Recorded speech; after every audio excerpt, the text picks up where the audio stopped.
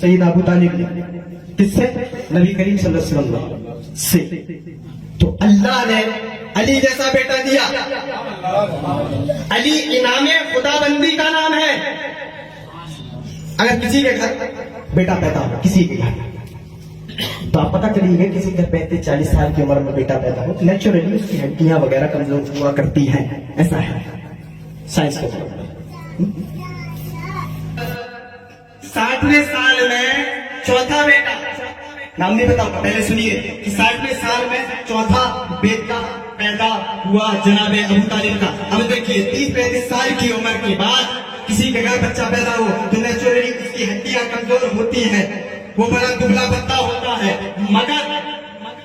मगर यहाँ देखिए 60वें साल की उम्र में जनाबे अबू तालिब के घर बेटा पैदा हुआ तो न उसकी हड्डियां कमजोर है, न वो पतला दुबला है, न वो उसकी नसें नजर आ रही है, वो कमजोर नहीं बल्कि उसमें पूरी दुनिया कुव्वत परवरदिगार के नाम से जानती है।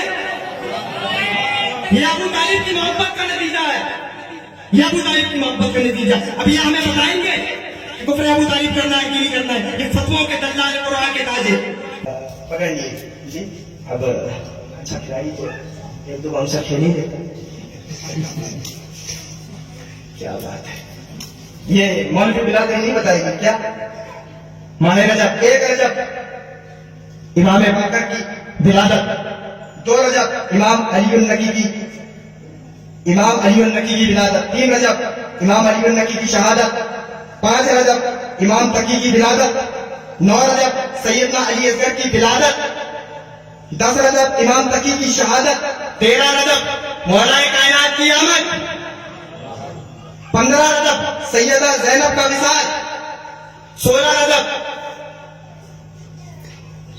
फातिमा बिन्ते असद मौला मुर्तजा की वालिदा काबे से आपको बाहर लेकर के निकली 3 दिन बाद, 16 रजब, 19 रजब या 26 रजब, इसमें इख्तिलाफ है, सैयदना इब्राहिम बिन मोहम्मद रसूलुल्लाह सल्लल्लाहु अलैहि वसल्लम का विसाल, 22 रजब नियाज़ इमाम जाफर सादिक,